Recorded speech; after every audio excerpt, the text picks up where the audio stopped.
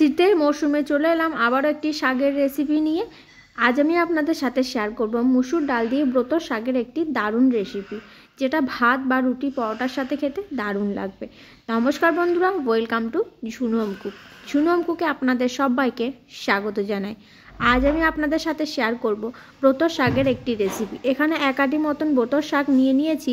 তারপরে শাকগুলোকে খুব ভালো করে বেছে নিয়েছি, শক্ত ডাঁট সেগুলোকে ফেলে দিয়েছি। তারপর এবার ছোট ছোট করে কেটে নেব। তারপর ভালো করে ধুয়ে জল ঝরিয়ে নেব। পুরো রেসিপির ভিডিওটা দেখার জন্য অনুরোধ রইল। শেষ পর্যন্ত দেখার পর ভালো লাগলে একটা লাইক করবেন। এদিকে দেখুন বন্ধুরা, হাফ কাপের একটু বেশি মুসুর ডাল নিয়েছি।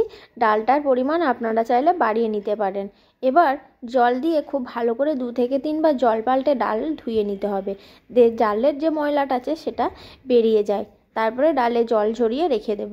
আমি এবার জল দিয়ে দিলাম, তারপরে একটু হাত দিয়ে ভালো করে ধুয়ে নিচ্ছি। ধোয়া হয়ে গেলে জল ঝরিয়ে নেব। আর এদিকে দেখুন, গ্যাসের চুলা অন করে কড়াই বসিয়ে দিয়েছি। আগে থেকে 1 গ্লাস মতন জল দিয়ে জল গরম করতে দিয়েছি। এবার আমি ধুয়ে নেওয়া মুসুর ডালে দিয়ে দিলাম। জল ঝরানো মুসুর ডাল দিয়ে তারপর একটু ভালো করে মিশিয়ে নেব। আর দিয়ে দেব লবণ আর হলুদ। লবণ এবং হলুদের গুঁড়ো দিয়ে ডাল ভালো করে সিদ্ধ করে নেব। এবার খুব ভালো করে খুন্তির সাহায্যে মিশিয়ে দিলাম। আগে যদি এইভাবে মুসুর ডাল দিয়ে ব্রত শাকের এই রেসিপিটা না খেয়ে থাকেন, অবশ্যই বানিয়ে খেয়ে দেখবেন বন্ধুরা, ভাত রুটি পরোটা সব কিছুর সাথে খেতে দারুণ লাগবে। আর আমি কিন্তু সেইভাবেই বানাবো, যাতে আমরা ডাল রুটি বা পরোটার সাথে খেতে পারি। তো এই ভিডিওটা স্কিপ না করে পুরোটা দেখার অনুরোধ রইল। নতুন বন্ধু যারা আছেন, এখনও চ্যানেলটিকে সাবস্ক্রাইব না করে থাকলে, এই প্রথমবার আমার শেয়ার করা রেসিপির ভিডিও দেখে থাকলে, পরবর্তী রেসিপির ভিডিও দেখতে চাইলে অবশ্যই চ্যানেলটিকে সাবস্ক্রাইব করে পাশে থাকবেন। আবার আমি 1 গ্লাস মতন জল দিয়ে দিলাম। তারপর এখানে যে ব্রত শাকটা ছোট ছোট করে কুচি করে নিয়েছিলাম দিয়ে দিচ্ছি। আর ডালটা আমি হাফ সিদ্ধ করে নেওয়ার পরে আমি শাক দিয়ে দিচ্ছি। শাক দিয়ে এবার শাক আর ডাল খুব ভালো করে সিদ্ধ করে নেব। শাক একটু ছোট ছোট করেই কেটে নিয়েছি, যাতে ভালো করে তাড়াতাড়ি সিদ্ধ হয়ে যায়। সমস্ত শাক দেওয়া হয়ে গেছে। এবার ডালের সাথে শাকটা ভালো করে মিশিয়ে নেব। তারপর ঢাকনা চাপা দিয়ে 5-6 মিনিট মতন সিদ্ধ করে নেব। 5-6 মিনিট পর আমি ঢাকনা খুলে নেব। গ্যাসের ফ্লেম লো টু মিডিয়ামে রাখতে হবে। তারপর যখন ফুটতে লাগবে, ওপরে ফেনার মতো ভাব হবে, সেটা আমি হাতার সাহায্য করে তুলে ফেলে দেব। এই শীতে অবশ্যই একবার এই শাকটা বানিয়ে খেয়ে দেখবেন। আর এই ব্রত শাকটা কিন্তু আলুর জমিতে বা সর্ষের জমিতে হয়। আর শাকটা একটু বালি বালি ভাব হয়, তাই শাকটা খুব ভালো করে ধুয়ে নিতে হবে।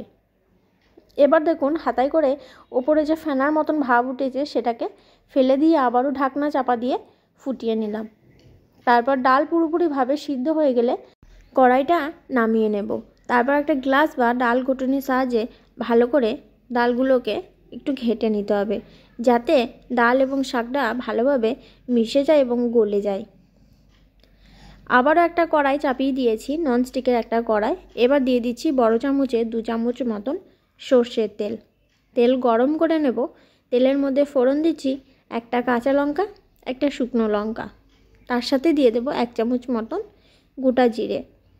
এবার ফোড়নটাকে ভালো করে ভেজে নেব। জিরে, শুকনো লঙ্কা, পেঁয়াজ ভাজা হয়ে গেলে এবার আমি দিয়ে দিচ্ছি গ্রেট করে রাখা রসুন। 4 থেকে 5 কোয়া রসুন আমি গ্রেট করে নিয়েছি। রসুনের কোয়াগুলো একটু মোটা ছিল। এবার রসুনটা দিয়ে ভালো করে ভেজে নেব। কিছুক্ষণ ভেজে নেওয়ার পর রসুনের কালারটা হালকা চেঞ্জ হয়ে গেলে দিয়ে দেব পেঁয়াজ কুচি। একটা পেঁয়াজ আমি কুচি করে নিয়েছি, দিয়ে দিলাম। পেঁয়াজ কুচি গোল্ডেন ব্রাউন করে ভাজা হয়ে গেলে তারপর দিয়ে দেব টমেটো। টমেটোটা আমি একটু ছোট ছোট করে কুচি করে নিয়েছি। তারপর পেঁয়াজ টমেটো আবারও 2 মিনিট মতন ভেজে নিচ্ছি লো টু মিডিয়াম ফ্লেমে। এবার অল্প অল্প গুঁড়ো মশলা দিয়ে দেব। হলুদের গুঁড়ো দিয়ে দিলাম, সামান্য জিরের গুঁড়ো, স্বাদ অনুযায়ী লবণ এবং সামান্য পরিমাণে লঙ্কার গুঁড়ো। এবার মশলাটা 2-3 মিনিট মতন কষিয়ে নেব, যাতে মশলাতে কোনো রকম কাঁচা গন্ধ না থাকে। অল্প পরিমাণে একটু শাকের জল দিয়ে দিচ্ছি, সিদ্ধ শাকের। তারপর মশলা কষিয়ে নেব।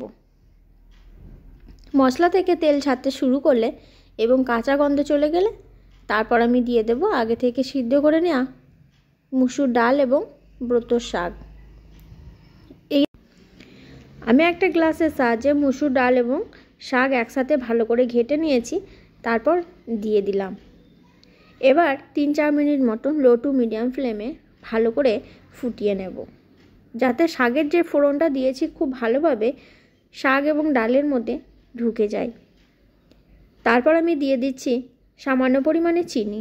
চিনি দিলে খেতে কিন্তু আরও বেশি ভালো লাগবে। চিনি দিয়ে আবারও 2-3 মিনিট মতন নেড়ে নিচ্ছি। সবার শেষে সামান্য ধনেপাতা কুচি দিয়ে নামিয়ে নেব। যদি হাতের কাছে থাকে তাহলে অবশ্যই দিয়ে দেবেন, না থাকলে স্কিপ করতে পারেন এবং না দিতে চাইলে বাদ দিয়ে দেবেন। সামান্য ধনেপাতা কুচি দিয়ে আবারও 1 মিনিট মতন ফুটিয়ে নেব। তারপর আমি গ্যাসের ফ্লেম বন্ধ করে দেব। আশা করছি বন্ধুরা আজকে শেয়ার করা রেসিপির ভিডিওটা আপনাদের ভালো লেগেছে। তাই ভালো লাগলে অবশ্যই একটা লাইক কমেন্ট শেয়ার করতে ভুলবেন না। এখানেই শেষ করছি বন্ধুরা, দেখা হবে পরবর্তী আবার কোনো রেসিপির ভিডিওতে। ততক্ষণ সবাই সুস্থ থাকুন, ভালো থাকুন। পুরো রেসিপির ভিডিওটা দেখার জন্য ধন্যবাদ।